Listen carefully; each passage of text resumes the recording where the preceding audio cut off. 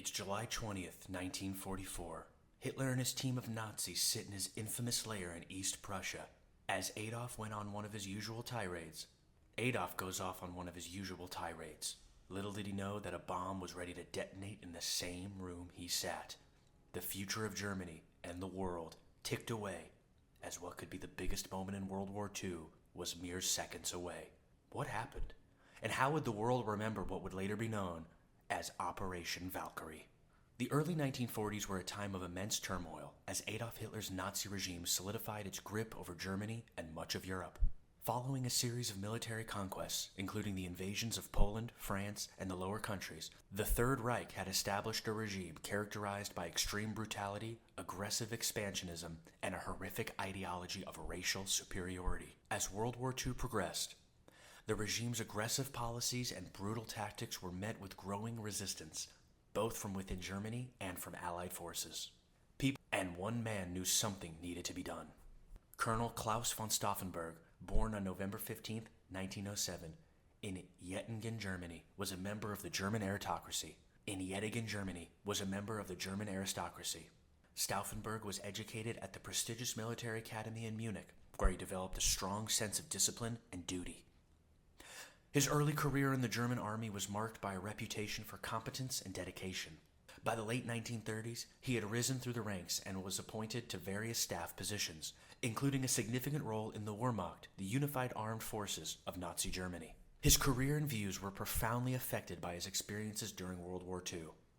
Serving on the North African front, Stauffenberg was severely wounded in 1943, losing his right hand, his left eye, and 2 fingers on his left hand. His injuries were a turning point in his life, not only physically, but also psychologically, deepening his delusionment with the Nazi regime. War and the increasingly evident failures of Hitler's leadership further fueled his growing discontent. Despite the Nazi regime's apparent resilience, internal dissent was simmering beneath the surface. Many within Germany's military and political circles were deeply disillusioned with Hitler's leadership, particularly following the failed invasion of the Soviet Union and the catastrophic Battle of Stalingrad. These failures eroded the confidence of many high-ranking officials and military leaders, fueling the desire for a change in leadership. The conspiracy against Hitler, known as Operation Valkyrie, was rooted in a network of military and civilian opposition groups. This resistance movement included influential figures from the German military, political figures, and intellectuals, all unified by a common goal: to end Hitler's reign and restore stability to Germany. The charismatic and dedicated military officer. General Ludwig Beck was another crucial figure in the conspiracy. As a former chief of the German General Staff, Beck had resigned in a protest against Hitler's policies. His military expertise and moral stance against the regime made him a respected advisor and supporter of the coup attempt. Beck's strategic insights and unwavering commitment to the cause were pivotal in shaping the operation. Planning of Operation Valkyrie was both complex and meticulous. The conspirators utilized their positions within the German military and the government to prepare for the coup. Central to their plan was the assassination of Adolf Hitler, which was intended to create a power vacuum that the conspirators could exploit. Among the central figures in this plot was Colonel Klaus von Stauffenberg. The operation also relied on the Valkyrie Plan, a pre-existing military directive designed to maintain internal security in the event of a crisis. The Valkyrie Plan, originally conceived as a contingency measure to deal with internal uprisings and civil unrest, was adapted by the conspirators to serve as a framework for their coup. This plan, formerly known as Operation Valkyrie, was designed to activate the reserve army and the various military districts to restore order in the event of a national emergency. By using this pre-existing plan, the conspirators aimed to avoid arousing suspicion and to quickly mobilize their forces once Hitler was removed from power. The coup was scheduled to coincide with a critical meeting at Hitler's Wolfslayer headquarters in East Prussia. On July 20th, 1944, Stauffenberg, armed with 2 briefcases filled with explosives, successfully infiltrated the meeting. The plan was to place one of the briefcases near Hitler and detonate it, killing the Fuhrer and triggering a series of coordinated actions to seize control of key government and military facilities. Stauffenberg's infiltration of the meeting was facilitated by his position as a trusted staff officer. He managed to get past security checkpoints and deliver the briefcases to the meeting room, where he hoped to achieve his objective. However, the plan faced several unforeseen complications. The briefcase containing the explosives was inadvertently moved from behind a heavy table leg, which shielded Hitler from the full force of the blast. Despite the bomb's detonation, Hitler survived with only minor injuries. The failure to kill Hitler was a critical blow to the coup, leading to its eventual unraveling. In the wake of the failed assassination attempt, the Nazi regime launched a brutal and far-reaching crackdown. The Gestapo, SS, and other Nazi agencies were mobilized to identify and punish those involved in the conspiracy. Thousands of individuals, including military officers, civil servants, and their families, were arrested, tortured, and executed. Stauffenberg was executed on July 21, 1994, by firing squad, alongside many of his co-conspirators. His execution was carried out under harsh conditions, reflecting the brutal response of the Nazi regime to the assassination attempt. Stauffenberg's legacy is one of complex heroism and moral courage. He is remembered as a symbol of resistance against tyranny and as an example of personal sacrifice in the pursuit of justice and a more humane world. The aftermath of the coup also saw the establishment of the People's Court to expedite trials and executions.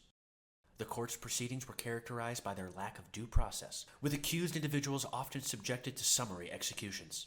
This harsh response aimed not only to punish those involved, but also to serve as a warning to anyone contemplating similar acts of resistance.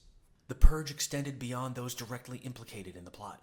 The Nazi regime used the failed coup as a pretext to target and eliminate perceived enemies and dissenters. The widespread repression had a chilling effect on internal dissent and resistance, reinforcing the regime's control and instilling fear among those who might consider opposing it. Operation Valkyrie occurred during a critical juncture in World War II, as the Allied forces were making significant gains on both the Eastern and Western fronts. The failure of the coup was a significant blow to the German resistance movement, which had hoped to capitalize on the shifting tides of war. The failure to remove Hitler and secure a new government meant that the regime's brutal policies continued unchecked, leading to further suffering and destruction.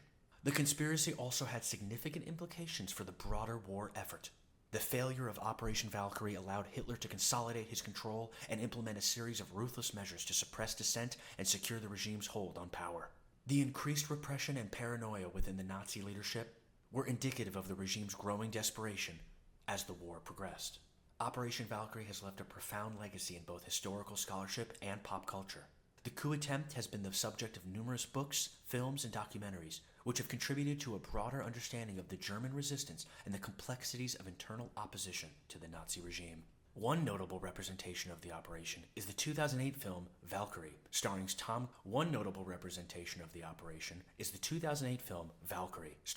Cruise as Colonel Klaus von Stauffenberg. The film brought renewed attention to the plot and highlighted the courage and moral conviction of the conspirators. It also sparked a renewed interest in the historical events and figures involved in the coup attempt. The operation's legacy highlights the courage and moral conviction of those who risked everything to challenge tyranny from within.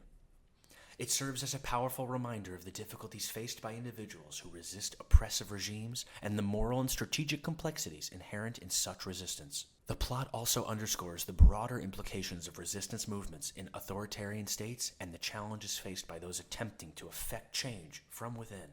The ethical considerations surrounding Operation Valkyrie are complex and multifaceted. The conspirators' actions, driven by a desire to end a brutal regime, raise questions about the morality of their approach and their methods used to achieve their goals. The use of a pre-existing military plan for a coup and the moral implications of assassinating a leader are central to the ethical debate. Reflecting on Operation Valkyrie provides valuable insights into the nature of resistance and the moral dilemmas faced by those challenging oppressive systems. It serves as a poignant reminder of the courage required to confront tyranny and the intricate interplay between strategy, ethics, and personal conviction.